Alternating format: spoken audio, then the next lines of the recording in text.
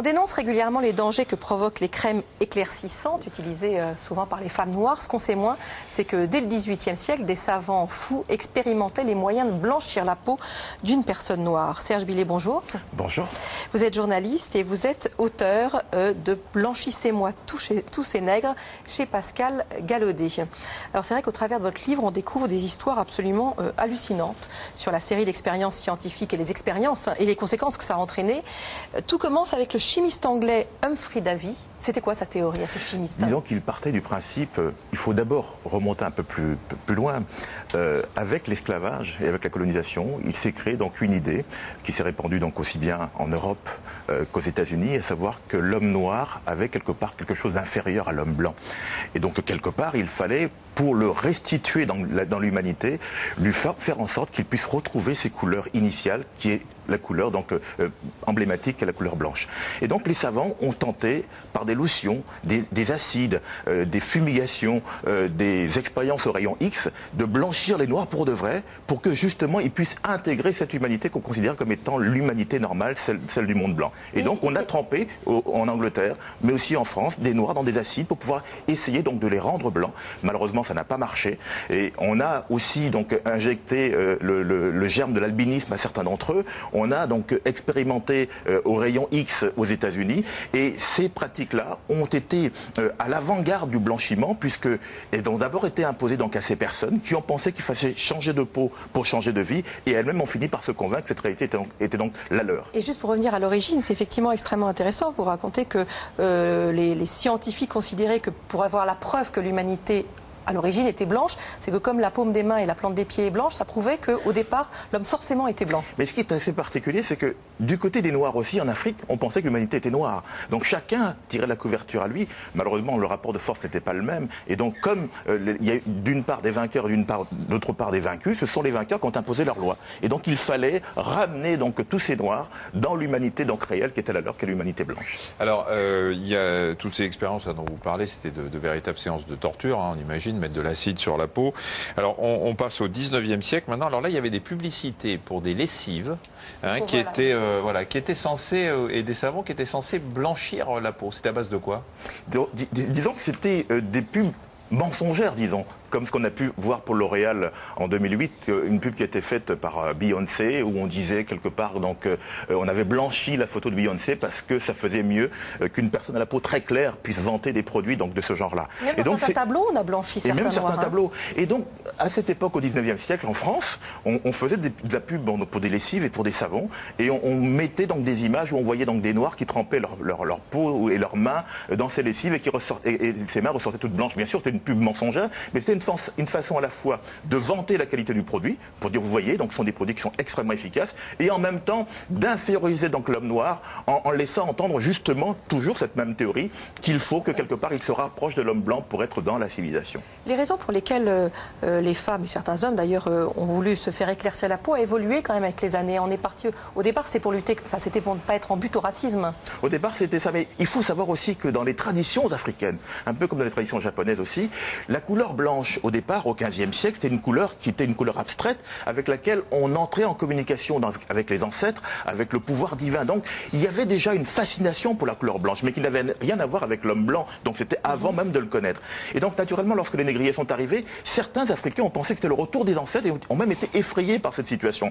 Et donc dans le rapport et le choc qui s'est produit entre noir et blanc, avec donc d'une part donc les vainqueurs et d'autre part les vaincus, eh bien la conception, l'imaginaire africain s'est transformé et passé de quelque chose d'abstrait à quelque chose de concret, et donc le blanc est devenu une couleur de référence à laquelle donc on voulait maintenant donc se rapporter. Et naturellement, avec aujourd'hui tout le passé qu'il y a derrière tout ça, donc les discriminations qui sont liées naturellement donc à la façon dont on a perçu l'homme noir pendant donc plusieurs siècles, et bien avec ces discriminations-là, vous avez aujourd'hui des gens qui pensent qu'il faut se blanchir la peau, même ne serait-ce que pour trouver du travail, parce qu'ils pensent qu'ils seront mieux acceptés et qu'ils pourront de cette façon-là pouvoir donc accéder à une société dans laquelle ils pourront être intégrés. Alors aujourd'hui, les femmes, notamment noires, qui veulent se faire blanchir la peau, c'est pour des raisons, parce qu'elles pensent que c'est pour des problèmes de bleu de beauté essentiellement. On ne peut pas parler de blanchiment de peau sans parler de Michael Jackson. Est-ce qu'il a été un peu le déclencheur d'une mode? Alors même si avant lui les femmes noires se blanchissaient la peau, est-ce qu'il a déclenché quelque chose? Quelque part oui, parce que quand vous vous dites que des femmes anonymes à Châteaurouge ou ailleurs se blanchissent la peau, on peut éventuellement se dire, bon, parce qu'elles sont pauvres ou bien parce qu'elles sont modestes, et donc elles essayent de faire ça. Châteaurouge, c'est un peu le quartier africain de Paris, oui, dans voilà. le 18e arrondissement. Pour ceux qui ne le savent pas. Ouais.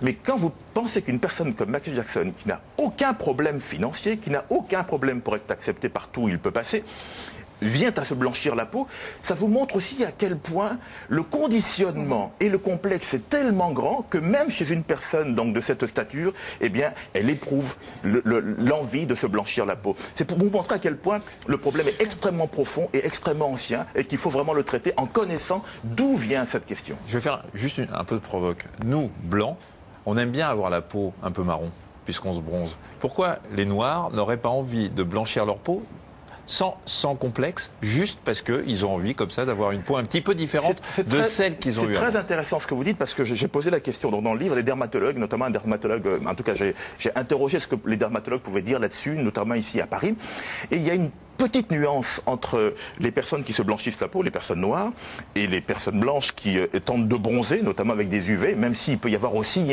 des cancers qui peuvent donc survenir parce qu'il pourrait y avoir des excès donc, dans l'utilisation de ces UV. Il y a une différence, c'est que l'homme blanc n'idéalise pas l'homme noir. C'est ça la différence. Alors que l'homme noir, par le passé, en raison justement de cette situation de domination et de ce qu'on appelle aussi en psychologie l'identification à l'agresseur, donc à l'ancienne victime qui s'identifie donc à son ancien bourreau entre guillemets. Eh bien, dans cela, il y a une espèce d'identification, comme un syndrome de Stockholm, et qui fait qu'il y a une idéalisation d'une certaine façon. Et donc tout ça aussi est véhiculé, comme vous le savez, par la publicité, donc qui vendent toujours des produits qui sont faits par des hommes, soit la peau blanche, soit la peau claire. Et donc on finit par penser que le canon de la beauté est un canon blanc. Et donc la différence qu'il y a entre un blanc qui essaye de bronzer et un noir qui essaye de blanchir est justement dans ce clivage-là, l'idéalisation. Est-ce que vous pensez que l'élection d'un président noir aux États-Unis peut freiner un peu cette envie de se blanchir la peau, après tout, avec cette reconnaissance d'être arrivé à un plus haut niveau avec la peau noire? Je le pense que ça peut jouer à la marge, mais ça ne change pas tout, parce que vous avez aussi cette distinction et ce rapport qu'il y a. Ce sont les personnes blanches qui pensent que Obama, on peut l'englober dans le monde, c'est un noir. Or, pour des Noirs, oui, Obama, c'est un métis. Donc, vous voyez, donc il y a cette distinction-là. Et vous avez aujourd'hui encore des Noirs qui pensent que, quelque part, se rapprocher du métis, c'est se rapprocher du blanc. Donc, il y a toujours, chez certains d'entre eux, ça continue à fonctionner avec l'histoire. Un fonctionnement qui n'est pas terminé, d'autant plus qu'on le sait, dès le 15e siècle, lorsque les négriers sont arrivés donc, en Afrique, il y a eu beaucoup de mulâtres qui sont nés donc, des unions avec les femmes noires. Et ces mulâtres avaient un rôle particulier, puisque c'était eux, quelquefois, qui jouaient les auxiliaires entre les négriers et les populations locales. Donc, un rôle... et surtout une fonction beaucoup plus importante, fonction sociale, et une fonction sociale importante, si bien qu'ils étaient enviés. Donc cette envie-là, et avec aujourd'hui les métis qui, en Afrique, et même aussi quelquefois dans le monde, de façon particulière, ont une situation sociale ou financière beaucoup plus intéressante que celle de beaucoup de Noirs, eh bien ces métis sont aussi enviés. Donc quelque part, ça peut effectivement donc jouer à la marge le fait qu'Obama donc soit élu et qu'il puisse y avoir cette reconnaissance quelque part du monde noir puisqu'il est englobé là-dedans, mais ça peut aussi ne pas totalement jouer parce qu'il y a encore des personnes qui n'arrivent pas donc à faire cette distinction. Merci beaucoup. Je recommande vraiment la lecture de votre livre. C'est extrêmement intéressant. On apprend beaucoup de choses. Blanchissez-moi tous ces nègres, Serge Billet. Ça vient de paraître chez Pascal Gallaudet. Merci. Merci beaucoup. Je vous rappelle le thème d'Allo Docteur.